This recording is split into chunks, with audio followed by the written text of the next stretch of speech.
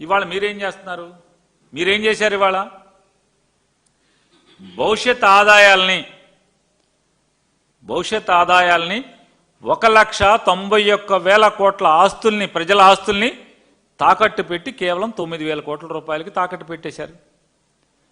భవిష్యత్ మైనింగ్ ఆదాయం మొత్తాన్ని కూడా తాకట్టు పెట్టారు.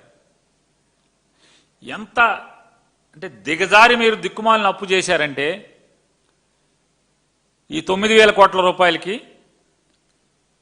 అప్పు వసూలు చేసుకుంటాకి ఫైనాన్స్ సెక్రటరీ గారి సంతకం కానీ, చెక్కు కానీ, అప్రూవల్ కానీ అక్కర్లేదు.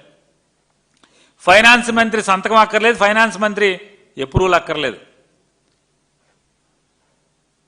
ఆఖరికి ముఖ్యమంత్రి గారి సంతకం కానీ, అప్రూవల్ కానీ అక్కర్లేదు. క్యాబినెట్ కూడా అప్రూవల్ అక్కర్లేదు. క్యాబినెట్ కూడా అప్రూవల్ అక్కర్లా, గవర్నర్ అప్రూవల్ అక్కర్లా.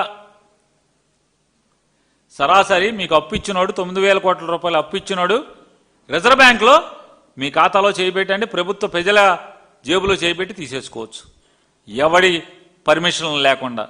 ఇంతకన్నా దిగజారు అప్పు చేసేవాడు ఎవడన్నా ఉంటాడా ఈ దిక్కుమాలిన దేశంలో? ఇంత దిక్కుమాలిన అప్పు ఎవడన్నా చేస్తాడా?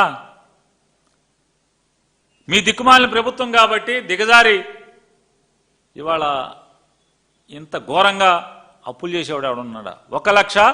1,91,000 కోట్ల రూపాయల ఆస్తుల్ని తనఖా పెట్టి 9,000 కోట్ల రూపాయల కోసం